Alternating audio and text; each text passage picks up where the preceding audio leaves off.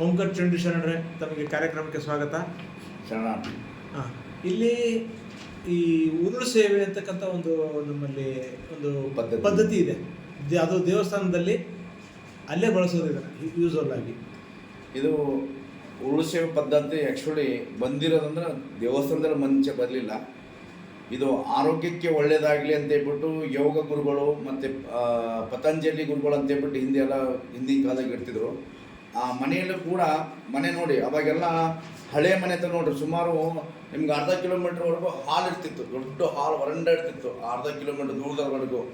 ಆ ವರಂಡದಲ್ಲಿ ಚಾಪೆ ಹಾಕ್ಬಿಟ್ಟು ಹಿಂಗೆ ಎರಡು ಕೈ ಮೇಲೆ ಎತ್ಬಿಟ್ಟು ನೀವು ಉರುಳು ಸೇವೆ ಮಾಡಿದರೆ ನಿಮ್ಮಲ್ಲಿ ಆ ಆರೋಗ್ಯಕ್ಕೆ ಸಿಗುವಂಥ ಬೆನಿಫಿಟ್ಟು ಮತ್ತು ಈ ಜಾಯಿಂಟ್ ಪೇನ್ನು, ಸಣ್ಣ ಪುಟ್ಟ ರೋಗಗಳು ಮತ್ತು ಡಯಾಬಿಟಿಕ್ಕು ಮತ್ತು ಎಸಿಡಿಟಿ, ಗ್ಯಾಸ್ಟ್ರಿಕ್ಕು ಇವೆಲ್ಲ ಪ್ರಾಬ್ಲಮ್ ದೂರ ಆಗುತ್ತೆ. ಮತ್ತು ನಿಮ್ಮ ದೇಹವನ್ನು ಒಂದು ಸುಂದರವಾದಂಥ ಒಂದು ರೂಪದಲ್ಲಿ ಬರುತ್ತೆ, ನರಗಳು ಕೂಡ ಆಕ್ಟಿವೇಟ್ ಆಗ್ತದೆ ಅಂತ ಹೇಳ್ಬಿಟ್ಟು ಅದೊಂದು ಯೋಗ ಪದ್ಧತಿ ಇತ್ತು.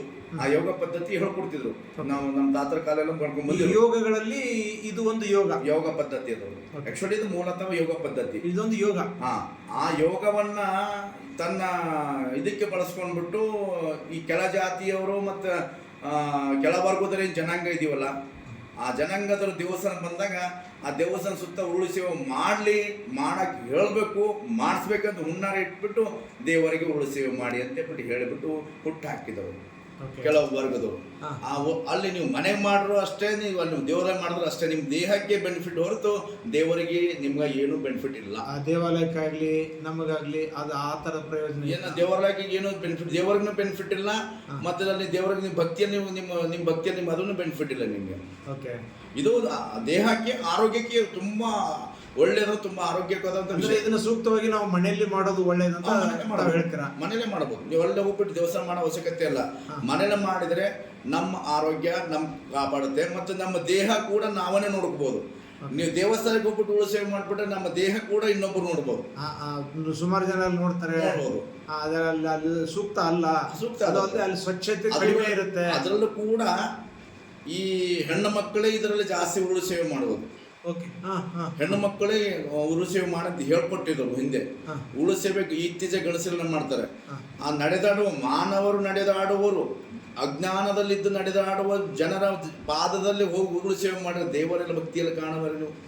ಅದು ಭಕ್ತಿ ಅಲ್ಲ, ಅದು ತಪ್ಪು. ಯಾವುದೊಂದು ಹೆಣ್ಮಗಳು, ಅದು ಯಾವುದೇ ಒಂದು ತಾಯಿ ಆದ್ರೆ ಹೆಣ್ಮಗಳೇ, ಹೆಣ್ತಿದ್ರೆ ಹೆಣ್ಮಗಳೇ, ಅಕ್ಕದ ಹೆಣ್ಮಗಳೇ, ಅಂತ ಹೆಣ್ಮಕ್ಳು ಪಬ್ಲಿಕ್ ಸಾರ್ವಜನಿಕರಲ್ಲಿ ನಾವು ಉರುಳು ಸೇವೆ ಮಾಡೋದು ತಪ್ಪು. ಹೌದು ಬಿಡ್ರಿ.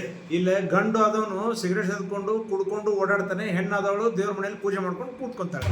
ಇದೇ ಪದ್ಧತಿ. ಇಲ್ಲಿ ಏನೇ ಇದ್ರು ಕೂಡ ಈ ಜೀತ ಪದ್ಧತಿ ಅಥವಾ ಇದೇನು ಹೇರಿಕೆ ಇದೆಯಲ್ಲ, ಇದೆಲ್ಲ ಹೆಣ್ಣಿನ ಮೇಲೆ ಹಾಕಿದ್ರು. ಅದೇ ಹೆಣ್ಣಿನ ಗಂಡನ್ನ ಉಂಡಾಡಿಕೊಂಡು ನಂಗೆ ಬೀದಿ ಬಸವನಂಗೆ ಹಂಗೆ ಬಿಟ್ರು.